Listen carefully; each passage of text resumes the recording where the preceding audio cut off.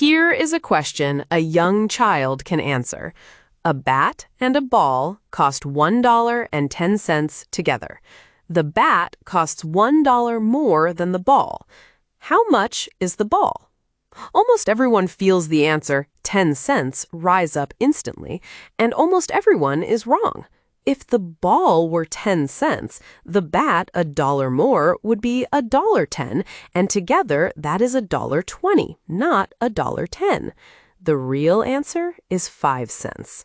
Hold on to that feeling, the fast, confident, wrong answer, because it is the exact problem at the heart of today's episode, and fixing it in a machine turns out to be surprisingly profound.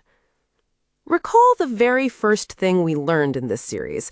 A model produces its answer one token at a time, and for a plain model, the answer begins the instant you finish asking.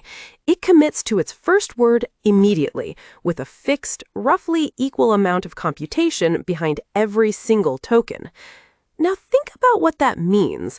Whether you ask it, what is 2 plus 2, or prove a difficult theorem, it spends the same tiny burst of effort before blurting the first piece of its answer.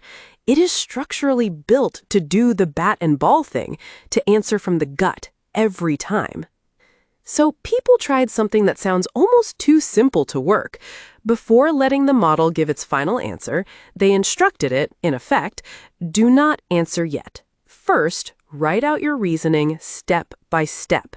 And the results were startling. On hard problems, a model told to think out loud became dramatically more accurate than the very same model asked for the answer directly. Nothing about its training had changed. All that changed was being allowed to work before concluding. This technique is called chain of thought, and the puzzle is why it should help at all.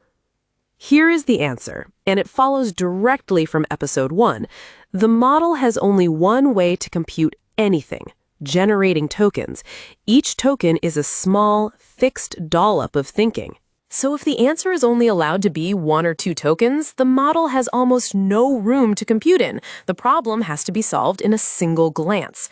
But if the model first generates 100 tokens of working, it has just given itself 100 dollops of computation before committing. The written steps are not for you. They are the scratchpad the model thinks on. Chain of thought works because for this machine, writing is thinking. More tokens means more room to compute. A cramped tiny box labeled "No Room to Think" next to a long, wide strip of paper labeled 100 steps of working space, with gears turning along the length of the strip. And it goes deeper, because each step it writes becomes part of what it reads next. Remember the loop from episode 1? The model feeds its own output back in. So when it writes, "The bat costs $1 more than the ball," that sentence is now sitting in front of it as it generates the next step, anchoring it, keeping it honest. It is building a ladder and then climbing its own rungs. A wrong early rung can still send it astray, but a laid-out path is far easier to follow correctly than a leap taken all at once. A model climbing a ladder it is drawing beneath its own feet, each rung a line of reasoning it just wrote, rising towards a goal labeled correct answer. Now, at first, this was just a clever way of asking. You had to tell the model to think. The next leap was to bake the habit in.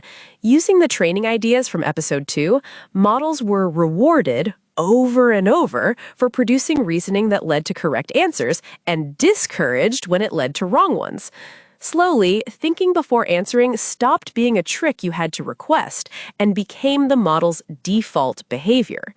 A model trained this way will, on its own, pause and produce a long, private stream of working before it ever addresses you. That is what people mean by a reasoning model. A training loop where a model produces a reasoning path, a check mark rewards paths reaching the right answer, and a cross discourages the wrong ones, with an arrow showing the habit becoming automatic, headed "rewarded for thinking well." And this reveals something genuinely new about how these systems improve. For years, the only way to make a model better was to make it bigger and train it on more, all of which happens once, up front. Reasoning added a second lever entirely. You can now make a model perform better on a hard question simply by letting it think for longer at the moment you ask. Spend more effort at answer time, get a better answer. Intelligence stopped being purely something baked in during training and became partly something you can buy by the second, on demand. A dial labeled thinking time being turned up, and as it rises, a difficulty meter labeled problems it can solve climbs with it, headed a new lever, think longer. Now pause the video and ask the sharp question, because it matters.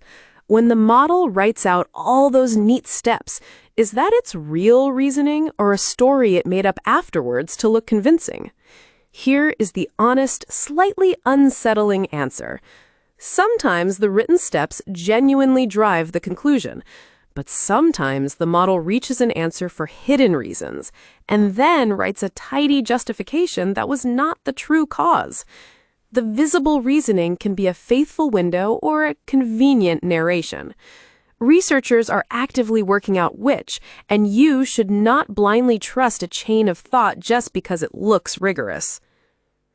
There is a second catch, and it corrects a tempting assumption. More thinking is not always better.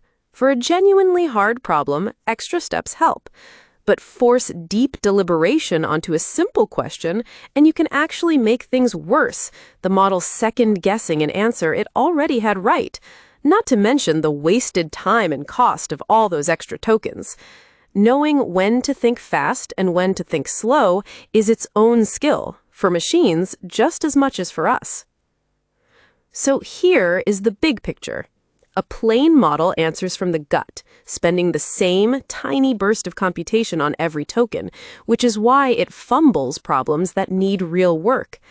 Let it write its reasoning first, and it gives itself room to compute, because for this machine, generating text is how it thinks. Train that habit in with reward, and thinking before speaking becomes automatic, a reasoning model. It even hands us a new dial, more thinking at answer time for a better answer. But the written reasoning is not always the true reason, and more is not always better. So look at how far we have come. We began with a machine that only predicts the next word. We've watched it learn, attend, hold meaning as location, look things up, use tools, plug into the world, and now think before it speaks. One question remains, the most practical of all. When you actually want one of these systems to do a job for you, should you simply ask cleverly, hand it the right documents, or retrain it outright? Prompting, retrieval, or fine-tuning? That's our finale.